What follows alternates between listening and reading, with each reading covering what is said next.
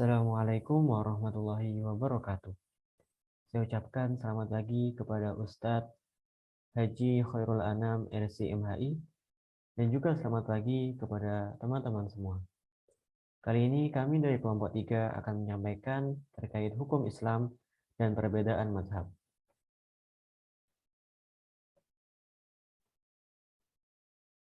Yang pertama yakni adalah hukum Islam. Pengertian dari hukum Islam adalah aturan yang diturunkan Allah kepada Nabi Muhammad SAW untuk mengatur seluruh aspek kehidupan. Hukum Islam atau syariat Islam adalah sistem kaidah-kaidah yang didasarkan pada wahyu Allah Subhanahu wa taala dan sunnah Rasul. Baik teman-teman, seperti yang telah kita ketahui bahwasanya Islam adalah agama yang terakhir yang memberikan bimbingan dan tuntunan kepada tiap pemeluknya berupa satu paket lengkap peraturan agar kita umatnya bisa menjalani kehidupan dengan baik, kehidupan yang sejahtera, damai dan mendapat kebahagiaan di dunia dan akhirat. Secara umum, hukum Islam atau syariat Islam mencakup seluruh hukum yang menjadi ketetapan Allah dan diturunkan melalui wahyu atau lisan Rasulnya dan diwajibkan pada seluruh orang muslim terhadap penerapan dan pelaksanaannya. Syariat mencakup semua hal, mulai dari kita bangun tidur hingga kita tidur kembali. Mulai dari segi akidah, moral, ibadah, pekerjaan, politik, hukum, kekuasaan, warisan, pemberian, dan lain sebagainya. Yang dari itu mengisyaratkan bahwa Islam adalah agama yang menyeluruh dan sempurna, sehingga segala hal telah memiliki koridor-koridor dan aturan yang jelas, baik perintah hingga tata pelaksanaannya. Hukum Islam bersumber dari 3 hal, yaitu yang pertama adalah Al-Quran, yang kedua hadis, dan yang ketiga ijtihad. Selanjutnya, kami akan menjelaskan tentang Al-Quran. Al-Quran berasal dari kata qiraah, yang artinya bacaan, yaitu kitab suci yang diturunkan Allah kepada Nabi Muhammad SAW.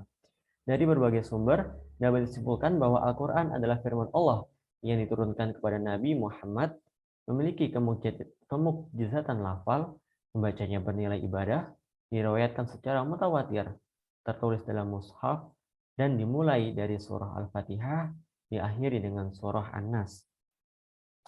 Al-Quran adalah sumber utama dari hukum Islam. Al-Quran huwa kalamullah. Al-Quran adalah kalamullah, kitab suci yang diturunkan kepada Nabi Muhammad SAW melalui perantara malaikat Jibril yang diperuntukkan kepada manusia, kepada umat Islam yang kemudian dijadikan landasan atau petunjuk bagi orang-orang yang beriman dan bertakwa hingga akhir zaman. Al-Quran sendiri terdiri dari 114 surah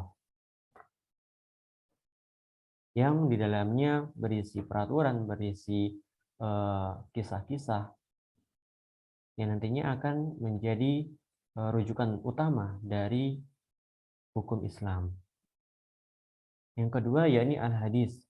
Secara etimologi artinya adalah baru, dekat, dan berita. Secara terminologi artinya adalah segala ucapan Nabi Muhammad SAW, baik perkataan, perbuatan, serta keadaan beliau. Jadi, mempelajari hadis dapat mendekatkan diri kita kepada sunnah Nabi Muhammad SAW. Penjelasannya adalah hadis merupakan segala sesuatu yang disandarkan kepada Nabi Muhammad yang menjadi tumpuan umat Islam. Hadis merupakan sumber kedua bagi hukum Islam itu sendiri. Dan hadis adalah kullu ma jaa minan nabi minal afwalihi wa af'alihi wa takriratihi. Segala sesuatu yang datang dari Nabi Muhammad baik berupa perkataan, perbuatan maupun ketetapannya.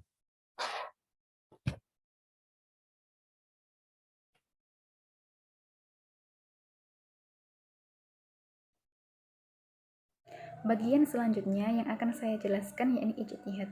Secara terminologi, Ijtihad adalah mencurahkan kemampuan untuk mendapatkan hukum syara tentang suatu masalah dari sumber atau dalil hukum yang tafsili atau rinci, yakni Al-Quran dan As-Sunnah.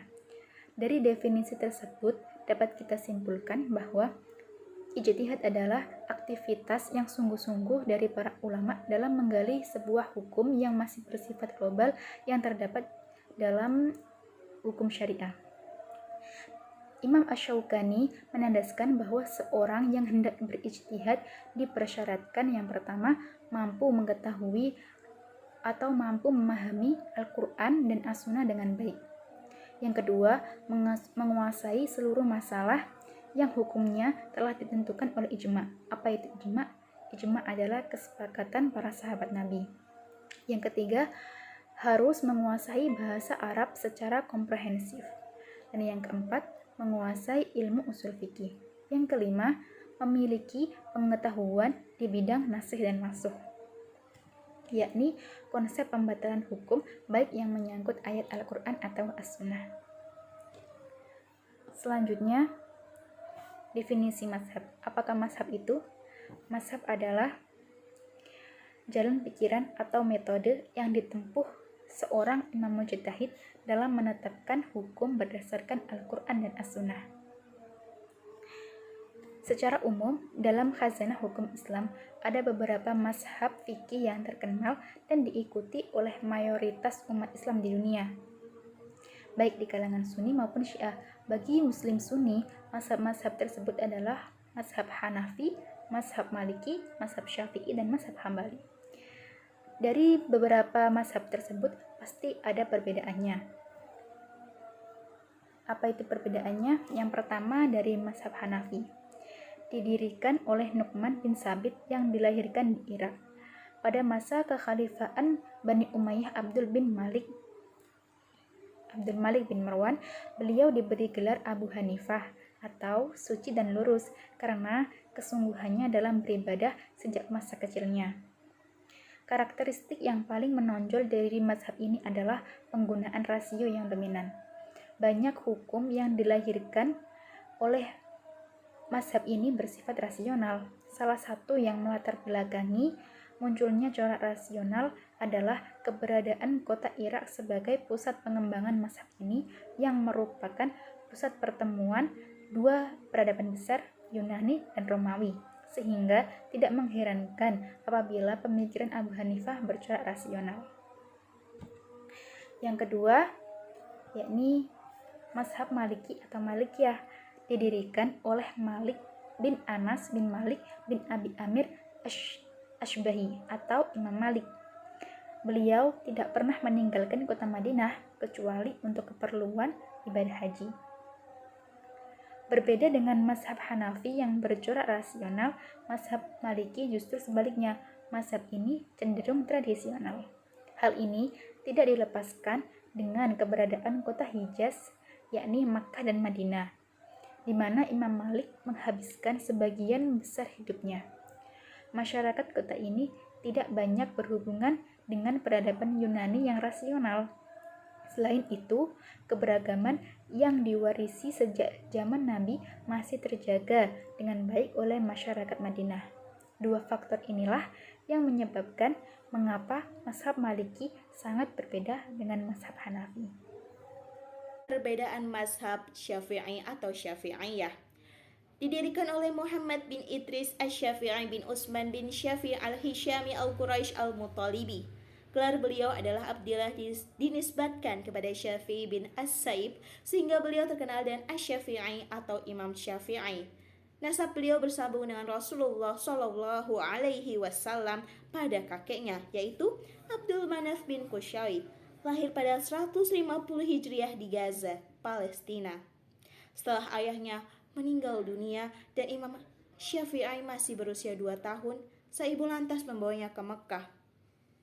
Sejak kecil, beliau sangat cepat menghafal Al-Quran. Beliau belajar fikih kepada mufti Mekkah yang bernama Muslim bin Khalid Az-Zanji, sehingga mengizinkan beliau memberi fatwa ketika masih berusia 15 tahun. Hidupnya dilalui di Baghdad, Madinah, dan terakhir di Mesir. Corak pemikirannya adalah konvergensi atau pertemuan antara tradisionalis dan rasionalistis. Selain berdasar pada Al-Quran, Sunnah, dan Ijma', beliau juga berpegang pada qiyas. Beliau disebut sebagai orang pertama yang membukukan ilmu usul fiqh dengan karyanya Ar-Risalah. Beliau banyak dianut di berbagai negara seperti Mesir, Palestina, Suriah, Lebanon, Irak, Hijaz, India, Persia, Yaman, dan Indonesia. Yang keempat, mazhab Hambali atau Hanabilah. Didirikan oleh Ahmad bin Muhammad bin Hambal atau Imam Hambali. Menurut pendapat yang paling masyhur, Imam Hambali lahir pada tahun 164 Hijriah. Beliau berguru pada Abu Yusuf dan Imam Syafi'i. Corak pemikirannya tradisionalis, fundamentalis. Selain berdasar kepada Al-Quran, Sunnah, dan pendapat sahabat, ia menggunakan hadis mursal dan qiyas jika terpaksa. Selain seorang ahli hukum, beliau juga ahli hadis. Karyanya yang terkenal adalah Musnad, kumpulan hadis-hadis Nabi Muhammad SAW. Pengikut-pengikutnya antara lain Ibnu Aqil, Abdul Qadir Al-Jili, Ibnu Al-Jauzi, Abdul Wahab, Ibnu Qodamah bin Ja'far Al-Khatib, Ibnu Taimiyah, Ibnu Qayyim. Penganut mazhab ini banyak terdapat di Irak, Mesir, Suriah, Palestina, dan Arab Saudi. Dasar hukum bermazhab terdapat pada hadis Nabi SAW berikut. Para ulama itu pewaris para nabi, dan sesungguhnya para nabi tidak mewariskan dinar atau dirham kekayaan. Sebaliknya, mereka mewariskan ilmu. Maka, barang siapa yang mengambilnya ilmu, maka dia telah mengambil keuntungan yang banyak. Hadis riwayat Abu Dawud. Mengarifi perbedaan mazhab, perbedaan pandangan, dan mazhab. A. Membekali diri dan mendasari sikap sebaik-baiknya dengan ilmu, iman, amal, dan akhlak secara proporsional. B. Lebih memprioritaskan perhatian dan kepedulian terhadap masalah-masalah besar umat daripada perhatian terhadap masalah-masalah kecil seperti masalah khilafiyah. C. Memahami ikhtilaf perbedaan dengan benar, mengakui dan menerimanya sebagai bagian dari rahmat Allah bagi umat. D. Meneladani etika dan sikap para ulama salaf dalam berikhtilaf, sehingga dengan begitu kita bisa memiliki sikap yang tawazun proporsional. E. Mengikuti pendapat ulama dengan mengetahui dalilnya atau memilih pendapat yang rajih, kuat setelah mengkaji dan membandingkan berdasarkan metodologi manhaj ilmiah yang diakui. F. Untuk praktek pribadi dan masalah-masalah yang bisa bersifat personal individual, maka setiap orang berhak mengikuti dan mengamalkan pendapat atau mazhab yang rajih, yang kuat menurut pilihannya. G. Sementara itu terhadap orang lain atau dalam hal-hal yang terkait dengan kemaslahatan umum sangat diutamakan kita memilih sikap melonggarkan dan bertoleransi, atau disebut juga dengan sikap tausiah dan tasamuh. H. Menghindari sikap ghulu atau berlebih-lebihan, atau begitu juga dengan sikap tatorruf, atau disebut juga dengan sikap ekstrim dalam masalah furu', yaitu masalah cabang atau bukan inti. I. Tetap mengutamakan dan mengedepankan masalah-masalah prinsip yang telah disepakati atas masalah-masalah furu' yang diperselisihkan. J. Menjadikan masalah-masalah usul atau prinsip yang disepakati masalah-masalah ijma' dan bukan masalah-masalah furu' ijtihadiyah atau masalah-masalah khilafiyah sebagai standar dan parameter komitmen dan keistiqomahan seorang muslim. K. Menjaga agar ikhtilaf atau perbedaan dalam masalah-masalah furu' ijtihadiyah tetap berada di wilayah wacana pemikiran dan wawasan keilmuan dan tidak masuk ke wilayah hati, sehingga berubah menjadi perselisihan perpecahan yang akan merusak ukhuwah dan melemahkan thiqah atau rasa kepercayaan di antara sesama kaum mukmin. L. Menyikapi orang lain, kelompok lain atau penganut mazhab lain sesuai kaidah berikut. Perlakukan dan sikaplah orang lain, kelompok lain dan penganut mazhab lain sebagaimana diri sendiri, kelompok dan mazhab sendiri ingin diperlakukan dan disikapi.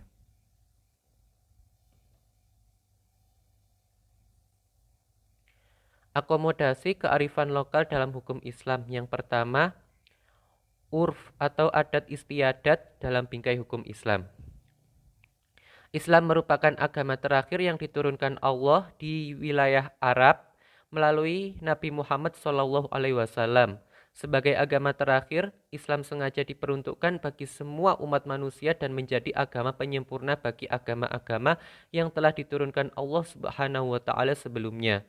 Inilah salah satu faktor utama pembeda antara Islam dengan agama samawi lainnya.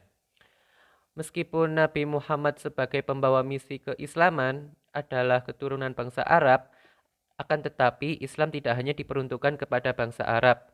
Hal ini berbeda dengan agama Yahudi yang hanya diperuntukkan kepada kaum Nabi Musa. Demikian juga agama Nasrani untuk kaum Nabi Isa. Kedatangan Islam di Jazirah Arab sesungguhnya bukan datang dalam ruang hampa. Artinya ketika Islam diturunkan, masyarakat Arab sebagai masyarakat awal penerima ajaran agama kala itu telah memiliki budaya dan adat istiadatnya sendiri.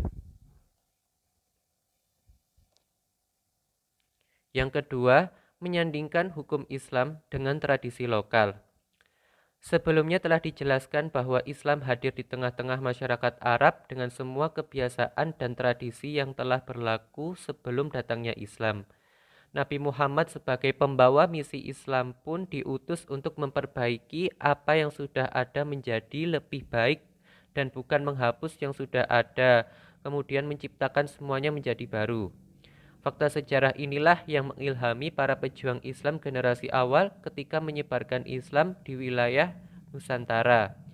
Mereka mampu memadukan ajaran agama Islam dengan budaya dan tradisi masyarakat Jawa yang sebelumnya sangat kental dengan pengaruh Hindu dan Buddha. Peninggalan-peninggalan mereka dalam bentuk karya seni, arsitektur, tempat ibadah, atau upacara sosial keagamaan merupakan bukti perpaduan tersebut. Oleh sebab itu, Islam di Indonesia, khususnya di Tanah Jawa, pada umumnya dapat diterima dengan baik oleh masyarakat. Kesimpulannya, berbagai konsep hukum Islam dan perbedaan mazhab merupakan keniscayaan untuk bersikap toleransi dan menghindari sikap berlebih-lebihan dalam bermazhab. Baik, sekian dan terima kasih dari presentasi kelompok kami. Mohon maaf bila ada salah kata, bila dalam penyampaian materi ini ada kurang lebihnya mohon maaf. Kami akhiri, wabillahi taufik wal hidayah. Wassalamualaikum warahmatullahi wabarakatuh.